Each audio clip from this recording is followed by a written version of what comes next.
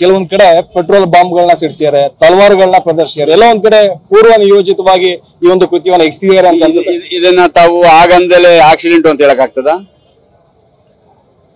ಯಾರೋ ಮನೆ ಕಟ್ಕೊಳಕ್ಕೆ ಕಲ್ಲಿಗಿಲ್ಲು ಹಾಕೊಳ್ತಾರೆ, ಪ್ರಾರ್ಥನಾ ಇದ್ರ ಒಳಗಡೆ ಕಲ್ಲುಗಳು ಅವೆಲ್ಲ ಅಷ್ಟೊಂದು ಬತ್ತೊಂದು ಎಲ್ಲಿಂದ ಬರ್ತವೆ?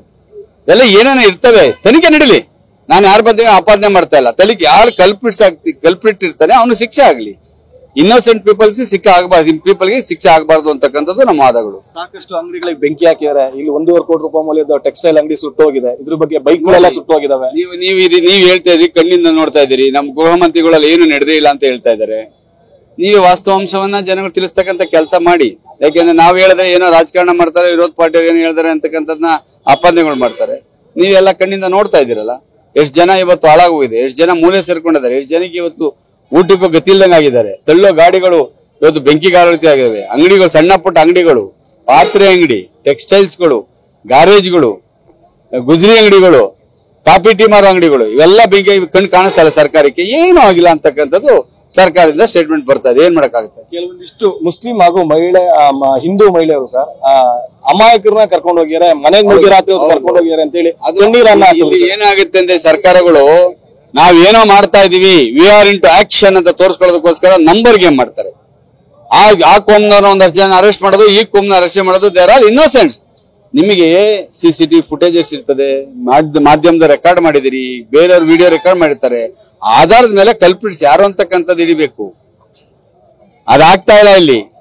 ತಾವು ಕೂಡ ಸರ್ ಹಲವು ವರ್ಷ ಶಾಸಕರಾಗಿದ್ರಿ, ಹಿಂದೆ ಈ ತರ ಇನ್ಸಿಡೆಂಟ್ ನಡೆದಿತ್ತ ಸರ್? ಈ ಒಂದು ಇನ್ಸಿಡೆಂಟ್ ಯಾಕೆ ನಡೀತು ಅಂತ ನಮ್ಗೆ ಇನ್ಸಿಡೆಂಟ್ಗಳು ಯಾವುದೋ ಸಣ್ಣ ಪುಟ್ಟ ವೈಯಕ್ತಿಕ ಹೆಣ್ಮಕ್ಳ ವಿಷಯಕ್ಕೋ ಮತ್ತೆ ಆಸ್ತಿ ವಿಷಯಕ್ಕೋ ಮತ್ತೊಂದಕ್ಕೋ ಸಣ್ಣ ಪುಟ್ಟ ನಡೆದಿದೆ. ಈ ಮಟ್ಟಕ್ಕೆ ಆಗಿರ್ಲಿಲ್ಲ.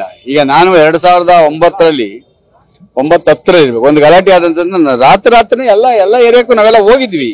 ಅಲಾಂಗ್ ವಿತ್ IGSP ಧೈರ್ಯ ಹೇಳಿದ್ವಿ. ಅವತ್ತು ಪೊಲೀಸ್ ದಬ್ಬಾಳಿಕೆನೂ ಕಣಿಸಿದ್ವಿ. ಇವತ್ತು ಪೊಲೀಸ್ನವ್ರಿಗೇನೆ ಅವ್ರ ರಕ್ಷಣೆ ಮಾಡ್ಕೊಳಕ್ ಆಗ್ತಾ ಇಲ್ಲ ಅಂತ ಹೇಳಿದಾಗ ಯಾರೇನ್ ಮಾಡಕ್ಕೆ 3-4 ಜನ ಗೇಟ್ ಆಗಿದೆಯಂತೆ. ಇಷ್ಟೆಲ್ಲ ಘಟನೆಗಳ ನಡುವೆ ತಮ್ಮನೆಗೂ ಕಲ್ಲು ತೂರಾಟ ಮಾಡಿದಾರಂತೆ, ನಿಜಾನ? ಹೌದು, ಒಂದು ಗ್ಲಾಸ್ ಹೊಡೆದೋಗಿದೆ.